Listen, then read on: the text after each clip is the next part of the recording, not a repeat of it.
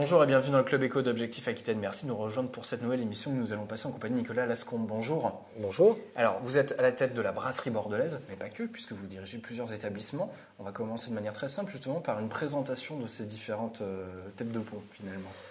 Alors, la brasserie, c'est la plus importante parce qu'en plus, elle regroupe finalement tout ce que l'on sait faire dans l'entreprise. À manger et plutôt sur du traditionnel local et sur du rapport qualité-prix intéressant. Sur le vin, donc c'est là où on a le plus de propositions de vin. On essaie de les étoffer de mois en mois. On essaie de se diversifier. On essaie de découvrir des nouveaux vins, des nouveaux viticulteurs. Et ça, on l'a décliné, ce même esprit de convivialité et de rapport qualité-prix, une première fois sur le bassin, donc avec le Bouchon du Ferré, une deuxième fois à l'hôtel de la Plage, parce que pour des raisons, on va dire sentimentales, on ne voulait pas laisser passer cette institution. Voilà. Et ensuite, comme ça a fait un peu des adeptes, on s'est dit qu'on pouvait implanter cela certainement à Arcachon. Voilà, donc on a un peu tâtonné Arcachon, une première affaire au centre-ville, une deuxième affaire sur le port. Voilà, donc, mais où on essaie de distiller pareil, le même état d'esprit, de convivialité, de rapport qualité-prix, de produits frais, de proximité, de viticulteurs de proximité aussi, hein, beaucoup de vins de Bordeaux, de rosé de Bordeaux, de vin blanc de Bordeaux, de vin rouge de Bordeaux. D'accord. Et voilà, et c'est à chaque fois ce que l'on essaie de faire, c'est de porter avec nous un peu l'ADN de la brasserie, c'est toujours de la convivialité, du rapport qualité-prix et des produits locaux. D'accord. Alors on va faire un petit peu d'économie positive. À chaque fois vous avez investi, mais vous étiez accompagné aussi. Comment est-ce qu'on fait dans un contexte économique qui est compliqué pour aller séduire finalement des gens pour aller les séduire, pour qu'ils viennent investir avec vous?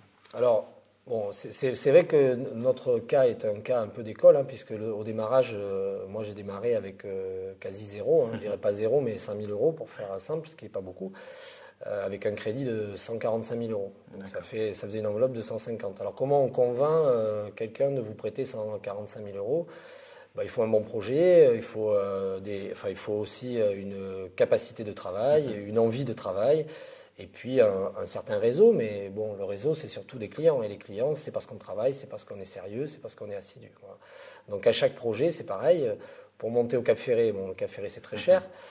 Mais néanmoins, on a quand même réussi à convertir une banque et des actionnaires qui ont cru dans notre travail et notre capacité de travailler. Voilà.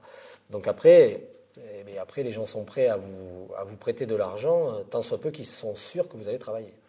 Donc c'est un système qui n'est pas très éloigné du reste. Hein. Vous démontrez que vous allez pouvoir travailler, vous démontrez que vous êtes sérieux, vous démontrez que vous avez un bon projet. Un bon projet, c'est la base. sûr, voilà. Et après, on trouve des gens pour s'additionner, alors soit sous forme de capital, soit sous forme de prêt bancaire. Voilà. Mais on trouve, dès lors que l'on a réellement un projet viable et qu'on a une antériorité. C'est pour ça que on peut parler aussi de ce qu'apporte l'expérience, puisque c'est en ayant mis une première tranche à l'école, une deuxième tranche d'expérience professionnelle, une troisième tranche de vrai apprentissage chez un vrai patron, ça compte aussi. Hein. Derrière, c'est plus facile. C'est comme un garçon qui voudrait monter une pâtisserie, s'il n'a pas passé son CAP, s'il n'a pas d'expérience dans la pâtisserie, personne ne va lui prêter d'argent pour faire une pâtisserie. Voilà. Par contre, s'il additionne un bon diplôme, une bonne expérience, un joli projet, il peut arriver avec zéro, il repart avec 100 000 ou 200 000 ou 300 000. Vous parliez de la première partie tout à l'heure, l'école en l'occurrence, vous l'avez dit à plusieurs reprises en interview par le passé, c'était un moment compliqué pour vous. Donc mauvais écolier, par contre bon gestionnaire, ça veut donc dire qu'il n'y a pas de fatalité. Alors bon gestionnaire, je ne sais pas. En tout cas, quand on a une volonté de mener à bien un projet, même les choses qu'on ne sait pas faire, et on ne sait pas tout faire sur le terrain. On peut aussi l'apprendre au contact d'autres personnes, on peut l'apprendre au contact de la vie professionnelle. On n'est pas, quand je suis sorti de l'école, je ne pense pas que j'étais un bon gestionnaire, puisque j'étais vraiment mauvais en maths et mauvais en gestion. Voilà, même des comptes tentés, je ne savais pas faire en BTS. Aujourd'hui, en fait, on n'a plus besoin de ça. On a juste besoin d'être sérieux, appliqué, d'écouter les conseils des gens qui savent, d'apprendre au contact de gens qui savent, et auquel cas on rattrape le retard. Voilà. D'accord. Alors vous avez une actualité assez forte puisque vous avez été désigné il y a quelques jours pour gérer la partie restauration du nouveau chai du Château La Dominique. Qu'est-ce qu'on peut en dire en quelques mots? On peut en dire beaucoup de choses parce que c'est un des projets très importants dans le vignoble de Saint-Émilion et dans le vignoble bordelais. Le montant n'est pas caché, je crois que c'est un investissement de 11 millions d'euros pour l'ensemble de la rénovation. C'est un angle d'attaque très différent parce que c'est du land art, c'est-à-dire que c'est une œuvre d'art qui a été posée au milieu du vignoble. Conçue par Jean Nouvel. Jean Nouvel. Donc c'est une attaque un peu différente de ce qui a été fait comme rénovation en général dans les vignobles, mais malgré tout avec des fonctionnalités techniques importantes et aussi avec pour objectif de hisser la propriété du Château La Dominique à un rang que l'on peut considérer qui est plus le sien, c'est-à-dire au moins 2, 3, 4 niveaux d'échelle de prix et de qualité. Voilà, donc c'est un outil qui va servir à dynamiser cette propriété qui était un peu endormie par rapport à d'autres. Voilà.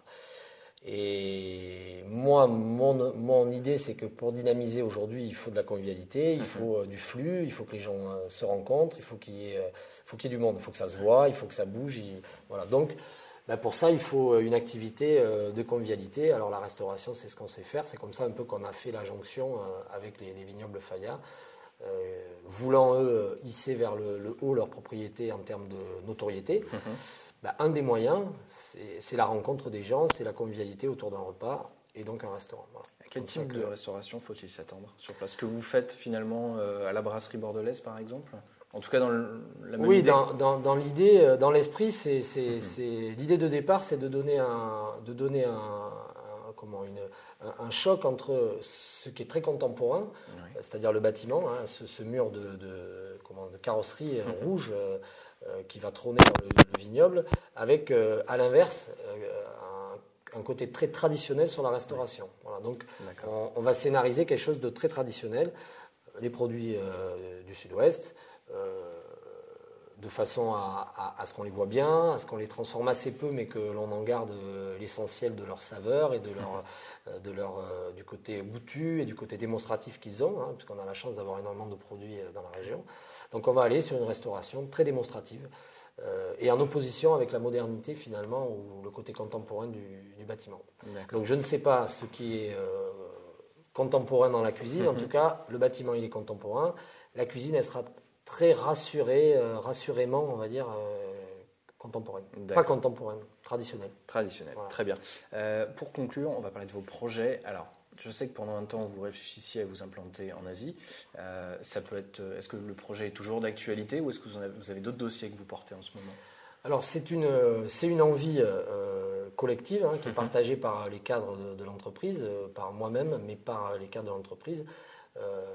Notre entreprise a une envie de s'installer à l'étranger. Donc on a un peu balayé ce qui était possible de faire. Il y a un jumelage très fort entre Bordeaux et la Chine avec la ville d'Oran. Donc on est allé vers là naturellement. On a été un peu retardé par des péripéties d'aboutissement de construction, de projet, mais ça reste un objectif de porter ce que l'on sait faire finalement au plus loin de chez nous, c'est un peu ça l'idée, on pourrait aller plus près, mais le porter au plus loin, là où finalement les gens ne l'ont pas sous la main. Quand on va à Pékin ou même à Shanghai, c'est différent, c'est une ville un peu où il y a beaucoup de modes qui s'y écrivent, comme à Hong Kong. Mais quand on va à Pékin, à Wuhan ou dans d'autres villes continentales de la Chine, on est au plus loin de nos bases. Et finalement, c'est intéressant et c'est assez jouissif d'aller porter ce que l'on sait faire aussi loin. Voilà. Donc l'Asie, on est allé quasiment au plus loin. Si on peut aller plus loin, on essaiera d'aller encore plus loin. Voilà. D'accord. Le projet que vous portiez là-bas est un petit peu en stand-by, enfin, en tout cas, alors, le premier projet, était sur le magasin des Galeries Lafayette qui a ouvert déjà. C'est un projet qui, dans ses conditions financières, était assez dangereuse pour nous exploitants. Puisqu'on fait appel à nos capitaux et à des actionnaires, mais on ne peut pas les mettre en danger pour autant. Donc on a retardé l'implantation du fait de Voilà. Et puis il y avait des contraintes techniques aussi qui ne nous plaisaient pas. Bon, je trouve que la restauration, qu'elle soit à Bordeaux, à Paris ou même à Pékin, elle doit apporter une vraie convivialité, même dans sa formulation, même dans sa visibilité. Donc les conditions de la convivialité n'existaient pas. Pour exemple, on était au 5e étage d'un immeuble, sans vue sur l'extérieur, avec une entrée qui n'était pas séparée, qui était la même que le magasin. Voilà, bon, c'est des conditions qui n'arrivent pas à mettre en scène ce qu'est la restauration traditionnelle du Sud-Ouest. Vous passez à autre chose du coup? Vous avez déjà un autre projet? Oui, je pense que on avait un projet qui était antérieur d'ailleurs aux Galeries Lafayette, qui était pour le coup dans un quartier reconstruit de Pékin centre, autour de la Cité Interdite, et qui là peut donner une visibilité de convivialité, puisque en fait, la vitrine, c'est important, mais même dans la vitrine, il faut qu'on ait envie de rentrer dans le magasin, que ce soit pour acheter du pain ou pour consommer un repas, hein, c'est pareil. Il faut qu'on ait envie quand même de rentrer, il faut que ça... Voilà. Et donc, du coup, il faut qu'on soit en première ligne et très visible. Moi, c'est mon sentiment. C'est une des garanties du succès d'être vu. Bon, et ben on va rester sur ces notes positives. Merci beaucoup d'avoir suivi cette émission. Merci à vous, évidemment, Nicolas Lacombe, d'y avoir participé. Je vous donne rendez-vous demain à nouveau pour le Club Éco d'Objectif Aquitaine. Passez une bonne journée. Au revoir.